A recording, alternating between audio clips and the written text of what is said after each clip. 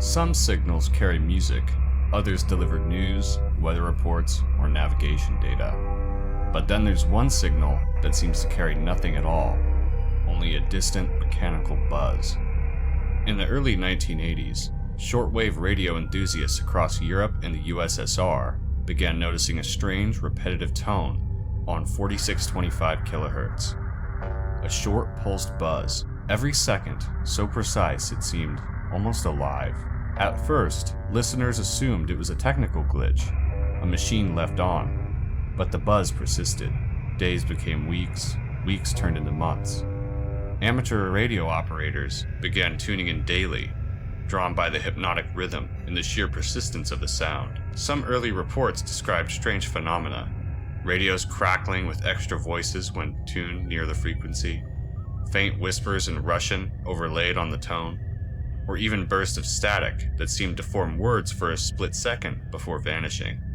The signal was eventually dubbed the buzzer by hobbyists, a simple name for something profoundly mysterious. They began logging every change, slight variations in pitch, moments when the buzz temporarily ceased, or the rare emergence of a voice. Some claimed they heard distant trains, doors creaking, or footsteps in the forest over the static, as if the signal was not just audio but almost a window to a hidden world. Even decades later, the phenomena retains an eerie power. New generations of radio enthusiasts, armed with modern receivers and digital recording tools, still tune in. Some hope for answers, others for thrill, but all are captured by the same unwavering buzz that began almost 40 years ago. To this day, despite changes in technology, politics, and borders, the buzzer continues, a pulse through time and space, and every listener, from amateur radio hobbyists to professional operators, feels the same chilling question: why? Most of the time, the buzzer is mindless, but occasionally it speaks. Short messages, always brief, usually a call sign followed by strings of numbers or code words. For decades, the signal was traced to a secret military base near Pavaro, northwest of Moscow. In 2010, the buzzing fell silent for hours. When it resumed, the broadcast seemed to have shifted locations. That same period, urban explorers snuck into the abandoned Pavaro site. They found long, silent corridors, dusty transmitters, a bunker maze, all still wired, eerily preserved. But the most unsettling find was a guard dog, alive and chained outside, still on duty in a base evacuated. They discovered a logbook. One entry on October 4, 2005, noted that at 1830, guard dog has been put on place on post 173. There was even a news station that visited the site long after and covered the story.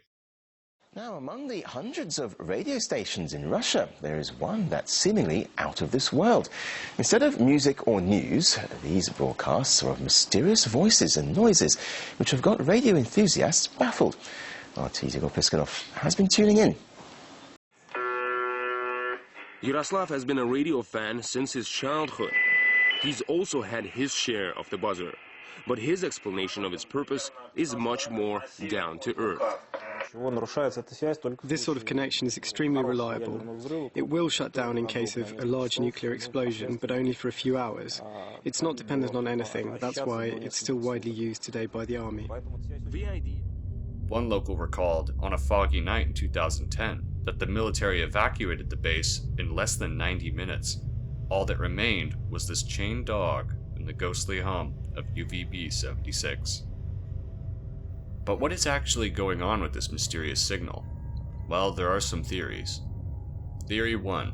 Dead man's switch. Perhaps the most chilling theory, the buzzer isn't just a radio signal, it's a warning system, a last resort command line for Russia's nuclear arsenal. Imagine, deep within a fortified bunker, a machine continually emits a single monotonous pulse. Every second, the buzz continues, the world sleeps peacefully. But if that tone were to ever falter, even for a moment, an automated, devastating response might activate. Known as perimeter or dead hand, this system was allegedly designed to ensure retaliation, even if Moscow were destroyed. The buzzer could be the heartbeat of this automated sentinel, a sound that ensures that nothing catastrophic is triggered accidentally. The steady pulse, monotonous as it is, might be the very thread that holds the nation's doomsday clock deterrent in check. This theory captures the fear of humanity left to machines, a reminder that a single sound, continuous and unbroken, might be the only thing keeping the world safe, or if it stops, bringing unimaginable chaos. Theory 2. Sleeper Agent Broadcasts. Others suggest that the buzzer is not a weapon system at all, but a message. A method of secret communication, hidden in plain sight. Each interruption of the monotonous buzz when a voice rings out a string of numbers could be instructions to operatives far beyond the borders of Russia. Spies hidden in cities, towns, and distant countries, waiting for a code that only they can understand. Number stations have existed since the early 20th century, shortwave frequencies that allow a signal to travel thousands of kilometers without a trace. Untraceable by modern internet surveillance, UVB-76, with its sporadic voice messages, fits this pattern perfectly.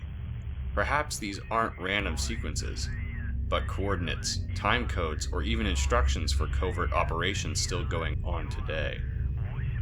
Every message is fleeting and yet precise. For decades, amateur radio enthusiasts have tried to decrypt them, but the real recipients? They never make a mistake. The buzz in this theory is simply the lull between commands, a steady drumbeat maintaining secrecy. Theory 3. Frequency marker. Perhaps the simplest explanation and yet the most insidious, the buzzer might exist not to send messages or trigger doomsday protocols, but merely to claim territory in the radio spectrum. Frequencies are finite, they can be used, hijacked, or jammed. By transmitting a constant tone, someone, some organization announces, "This channel is ours, don't touch it." It's a digital age equivalent of painting your initials on a tree in a forest, and yet there's a subtle power in such a claim. Nations and rival agencies may monitor it, knowing that any interference could be dangerous, unwise, or interpreted as an act of aggression.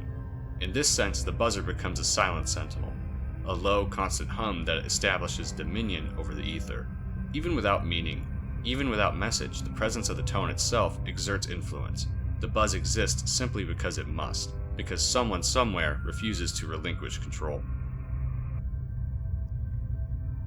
Theory 4. Psychological signal. Some believe the buzzer is a signal for one purpose only, to be heard. A psychological marker, not to communicate, but to intimidate, to warn, and to remind. Every pulse reminds anyone listening that the channel is monitored, that someone is paying attention. Perhaps Soviet-era engineers understood something about human nature, the subtle power of constant, almost imperceptible observation. The very existence of UVB-76 could serve as a deterrent. Foreign militaries, clandestine agents, hobbyists, anyone monitoring the frequency knows that they're being watched.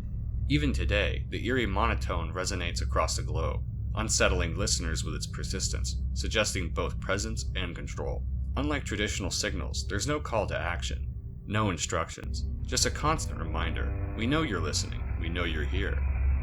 The buzzer, in this sense, may be less about technology, and more about controlling people through fear.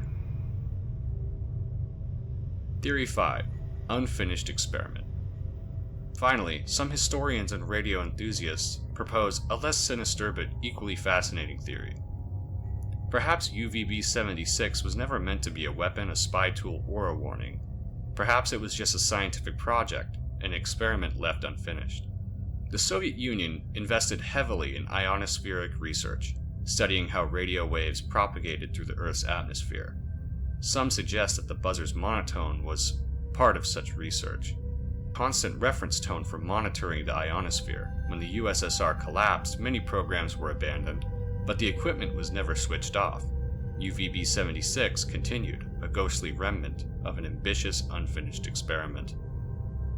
In this theory, the buzzer is not sinister. It's simply persistent, a monument to curiosity and the power of technology, left to hum for decades, unnoticed by most, but always present. Despite decades of mystery, UVB-76 has amassed a cult following. Radio hobbyists, conspiracy theorists, artists, journalists, each drawn to its eerie consistency. An Estonian software whiz, Andreas Aslad, brought it into the 21st century, streaming the buzzer live from his attic, opening the signal to the world. Now listeners span the globe. Ever since the signal has made itself known to the public, people have been tuning in to try and catch secret messages. There are many stories of different things being heard on the frequency, from certain key words that may have a deeper meaning, to even one person hearing a scream at one time.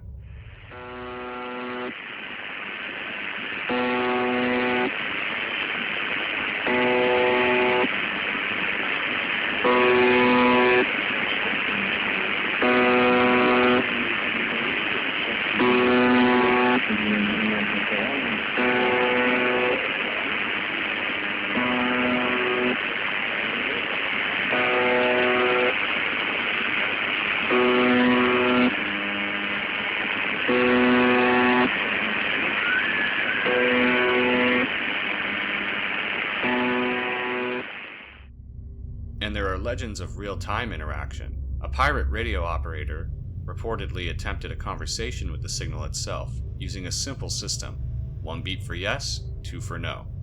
According to the accounts, the responses he received appeared deliberate, almost intelligent. А можно шутку рассказать? 1 да, 2 нет.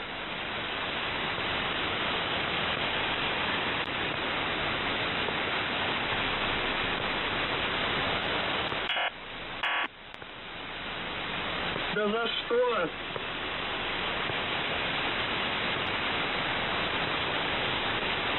А музыку включить можно?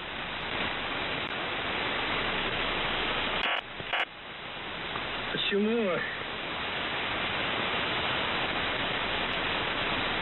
А за такие вопросы вам ничего не будет?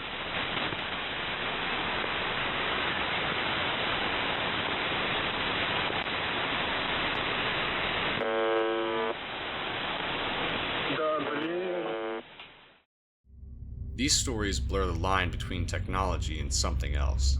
Between mechanical pulse and consciousness, perhaps the buzzer is simply a relic. Perhaps it's something far stranger, listening back. More than 40 years on, governments have changed, empires have fallen, the machine remains alive. Every so often, a voice will break through the buzz. A new sequence reads, no response, no reply. And so the signal floats through the static, waiting for a listener, waiting for an answer. After everything we've heard, which theory do you believe? Is the buzzer a relic of a bygone Cold War era, or a warning still waiting for someone anywhere to respond?